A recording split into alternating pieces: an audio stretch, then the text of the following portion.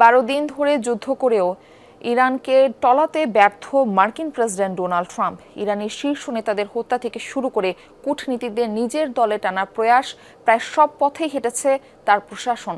তবু যুদ্ধ জয়ের বার্তা দিতে পারেনি নিজ দেশের জনগণকে। এমন পরিস্থিতিতে সত্যিই কি ইরানে স্থল সেনা পাঠানোর দিকে ঝুঁকবেন ট্রাম্প, নাকি ভেবে রেখেছেন বিকল্প উপায়? আল জাজিরার বিশ্লেষণী প্রতিবেদনে এসব প্রশ্নের উত্তর দিয়েছেন বিশ্লেষকরা।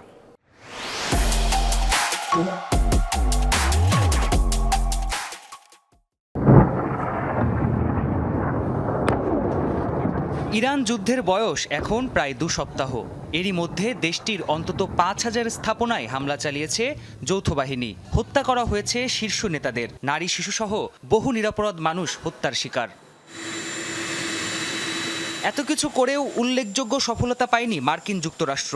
আল জাজিরার বিশ্লেষণ বলছে, দীর্ঘদিন ধরে ইরানের ইসলামিক প্রজাতন্ত্রের পতন ঘটাতে খামেনি সহ শীর্ষ নেতাদের হত্যার নির্দেশ দিয়ে আসছিলেন প্রেসিডেন্ট ট্রাম্প। অথচ এখনও অক্ষত দেশটির শাসন কাঠামো। সর্বোচ্চ নেতার পদে বসেছেন নিহত খামেনির ছেলে মুস্তফা খামেনি। ইরানি কূটনীতিকদেরও হাত করার চেষ্টা করছে মার্কিনিরা। বিপ্লবী গার্ডস বাহিনীকে অস্ত্র সমর্পণের নির্দেশ দিয়েছিলেন মার্কিন প্রেসিডেন্ট। ক্ষমতা দখলের উদ্দেশ্যে সরকার বিরোধীদের রাস্তায় নামতে আহ্বানও জানানো হয়। দিন শেষে পরিকল্পনার কোনোটি সফলতার মুখ দেখেনি।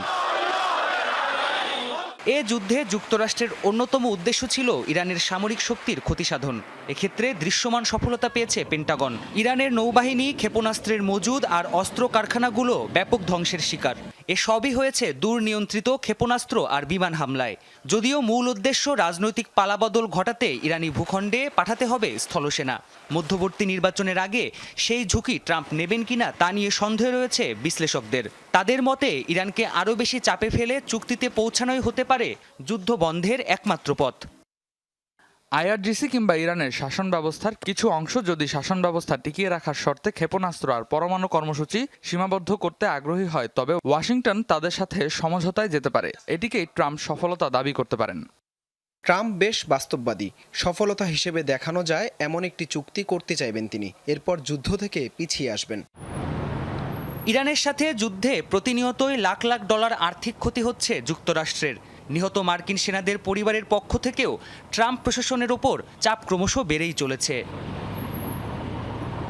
প্রাণপ্রতিম কুণ্ডু, যমুনা নিউজ।